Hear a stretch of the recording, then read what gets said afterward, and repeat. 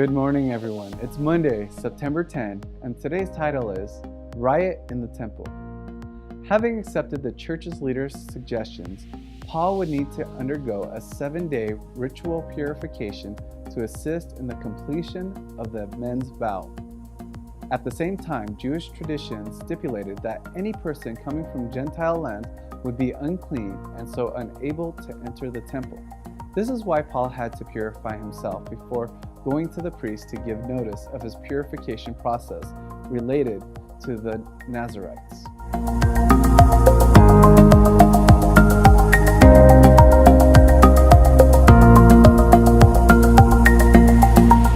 A riot ensued, caused by those who stirred up in the crowd against Paul, accusing him of attacking the most sacred symbols of the Jewish religions, in particular of having desecrated the temple. As one of Paul's travel companions was a Gentile believer from Ephesus named Trophimus, they thought the apostles had introduced him into the temple's inner courts, where only Jews could enter. If the accusations were legitimate, Paul would be guilty of the most serious offense. Along the wall that separated the outer from the most inner courts, there were signs in Greek and Latin warning Gentile visitors not to enter further in. Otherwise, they would be personally responsible for their ensuing death.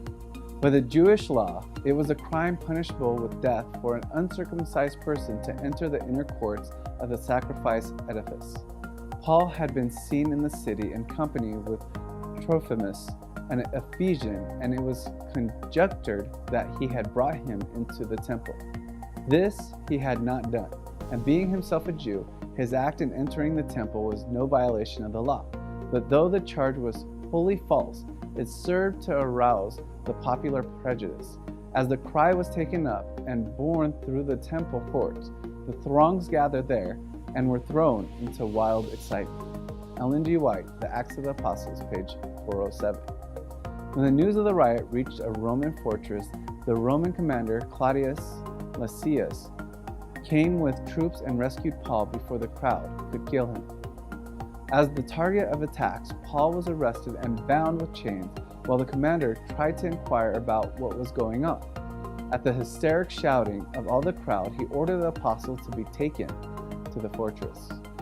Rumors, false ones at that, helped start this riot. Why must we be so careful with the kinds of rumors we listen to, or even worse, spread?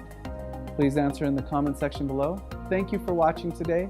God bless you, and have a great day.